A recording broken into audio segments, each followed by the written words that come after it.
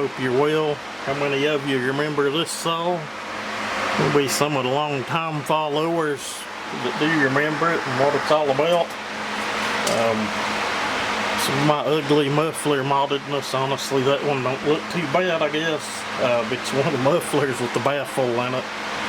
I promise you that one's flowing pretty free, but anyway, it's a Road 61. I went into this saw, was going to do some work with it, and realized the piston in it was just completely worn out. You know, there's video like before and after port work on it.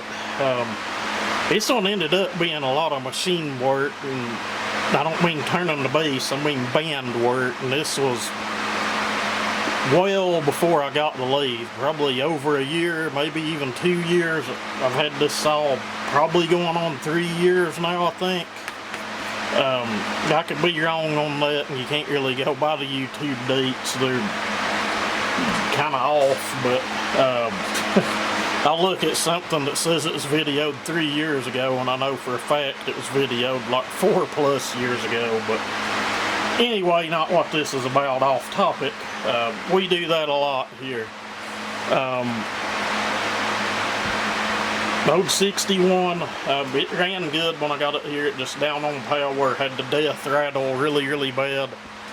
Went into it and got to digging around for like 48mm pistons. This 48mm open port design, old school as it gets.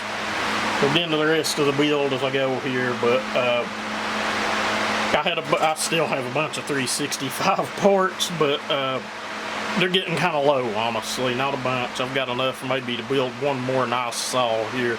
And I have plans for that we'll get to in another video, but anyway, back to the pistons. 365 special piston, for some reason or another, is quite some bit taller than the 61 open port piston. I don't know why that is. In the larger saws, it's the other way around, like a 268 piston is quite a bit taller than a 372 piston. 272 piston taller than a 372 big bore 372 XPW piston. And for those of you that didn't know that, they did make a factory big bore on that. They did run like scalded dogs. No replacement for displacement if you have a good quality cylinder you can work with. Anyway, back to this. Some people take that too far though, in my opinion, but cylinders on saws that they shouldn't be on. Anyway, enough of that. What we done with this is I cut the squish band. I done it all by hand using an old piston. Several ways you can do that. I chose the route of 36 grit sandpaper. You sand a little, you blow it out. You sand a little, you blow it out. You keep things clean. It works. In some cases, you can get a ring around the squish band. Seems like it's a hit or miss on me whether I do or not. And then how you dig that out, you know, that's on you. But what we've got here is a Dukes coated piston. I'm thinking I cut well over 40 thou out of the squish band of this to make it all clear and have, I think squish is still really tight. I'm thinking squish still like under 20 thousandths. When I originally done it, I done it with an OEM 365 piston, and it was about worn out too, but that original piston with the OEM ring, I don't know what the reason being, that combination made like 230 PSI. This one's still making over 200 PSI, I don't remember the exact number, but I put the Dukes piston in it just to quieten it down and make it where it would last, and you know, that ring's probably just not seated in yet, but still making over 200 PSI. It's not been ran enough to break in. Honestly, I don't even remember the last time this thing was started. So that's what we're going to do. We're going to start it up. I've only ever cut pulpwood with it.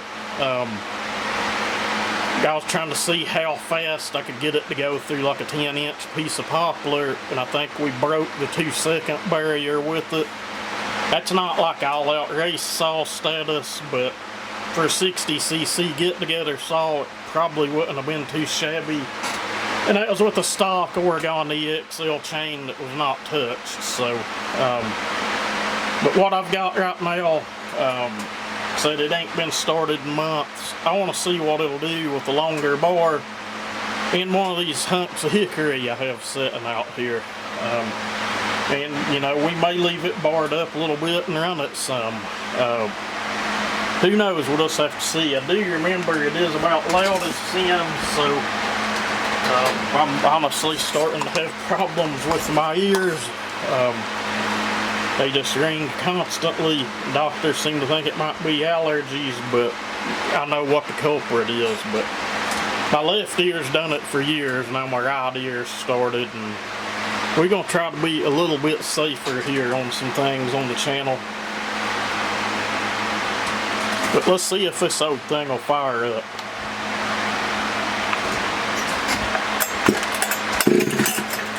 You can tell she's got a good pop.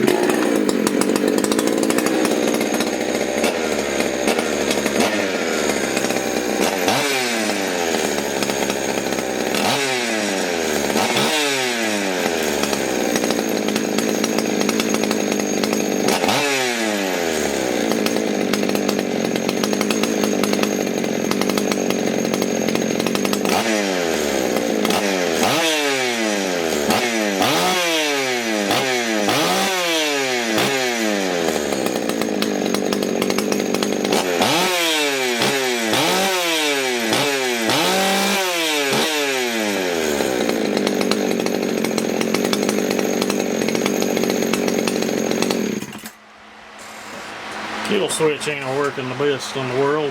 I had to flip it 2 or 3 times to get her to shut off, but this saw's probably made in the early 80s or something, maybe late 70s. I don't know. Damn, that thing sounds good, and damn, it's snappy. I don't know, I'm wanting to get it in a piece of wood. And we are oiling. We got plenty of oil coming out of the oiler. And like I've said in that other video, I don't think any of my 2 Series Huskies or any of the ones I've got in there to work with has had that bar plate. So that's kind of what I'm going to do. I'm not going to put that aggressive ass chain on it that we had on the other saw, which we're going to go back into together here on a video and see if we can spice it up. But this one sounds pretty damn hot. I don't know how it's coming across on the camera, but like I said, it's been a long time since I ran it. You guys can go back and look. The last video I'd made on it was more than likely probably the last time the thing was ran. I may have called it a hot saw or a play saw. I don't know. The simple man would say she sounds pretty damn sporty. Anyway, let me get a bar and chain situated out and I'll bring you guys back. Yeah, guys, you heard me bitching about the 28 or the putting a long bar on the 2 Series. So the hell with it. We grabbed the 28 off the wall, and for some reason this old 61's carrying it quite well. This chain, I think it might be a work chain. I don't know. The last video I done with one of the big bore saws that had that chain on it. I don't know if you can even see the cutter. Maybe come in closer. This is no macro lens on this camera, so who knows, but it ain't real aggressive, but it looks like it's going to be kind of grabby. I've not gotten it taken plumb to the tie strap, and if you don't know that, when grinding, the deeper you go in, the more grabby that chain's going to be. You know, it's kind of a balancing act on it all. It's something I just don't know if I really want to get into or not, doing a sharpening or grinding video. A chain I may like, you may not like. I like them grabby, you know, borderline stalling the saw out. That's just me. They seem to be a lot safer than pushing on a chain, but anyway, we'll get outside. I think I still got a log set up where we was cutting with that other saw, which I think this saw has more grunt than. That saw ran good to 66 we done, but it just, I don't know, something about it just still doesn't seem right. It could be the clutch and the oiler, or a combination of the two, but we'll get it back out sooner than later and just go back through that build and see what was up. But anyway, the next thing we're going to do is go out here and see if we can make some cuts with this thing. Alright, what we're cutting on, about 22 inches of hard as rock hickory. It's starting to get pretty well cured. It's just been that damn hot this summer and I kind of left them turned down. And that helps a lot. I don't have a bunch of these discs or cookies to split up, but some of you guys are really good at manipulating the size of a log. I don't know how you do it. Camera angles, I guess. Can make a 24-inch log look 40 inches or something to make it look bigger. Maybe they do something like that. I don't know, or look up at it or different angles, but we'll get set up here and see if we can make a cut or two on this and see how this old saw pulls.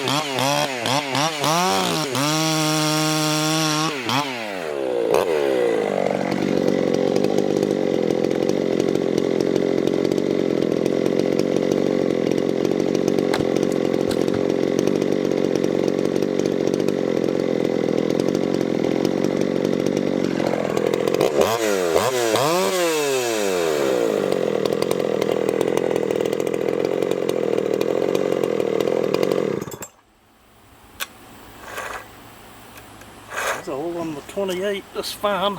I think the crooked cut was me, but we'll make another and see. It's pulling the 28 pretty good, I guess.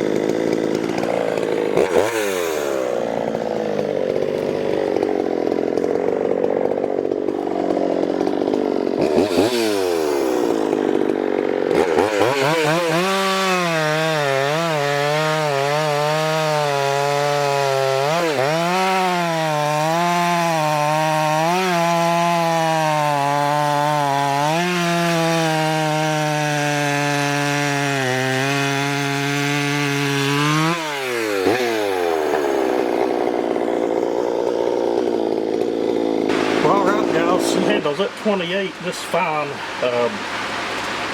Just abruptly dogging it into a knot, it didn't really like that. I kind of had to get it up on the pipe, ease it in, and I was able to pull on it once it got into the cut. But you can pull and push on it. I'll have to look at some of the videos of my new 362, but I believe this saw has it covered. I mean, it's handling a 28 with, I guess, authority in hardwood. That first cut that was really crooked, that one was kind of on me. I knew it was crooked when I started to cut, but whatever. I've only cut cookies with this thing. I had no idea what it was going to do, honestly.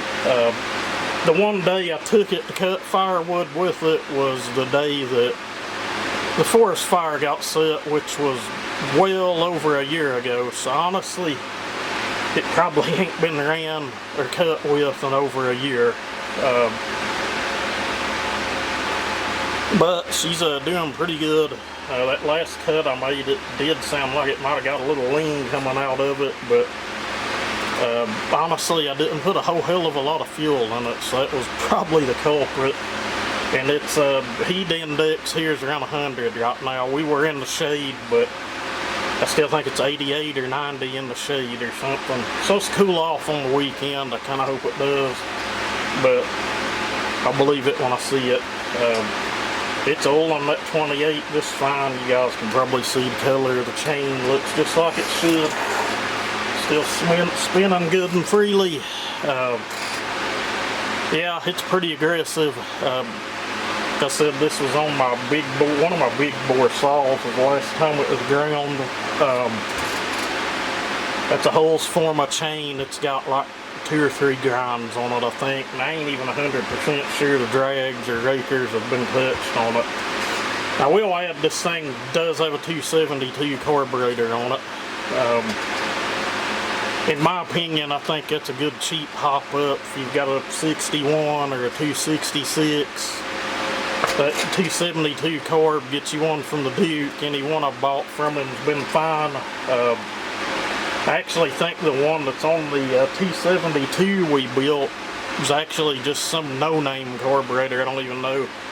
Remember where it came from. It was like 15 bucks for a whole kit, and that damn thing worked flawless. But anyway, you guys let me know what you think. Said I ain't running a whole hell of a lot. We'll get out and go to cutting some wood. We'll try to get it out some.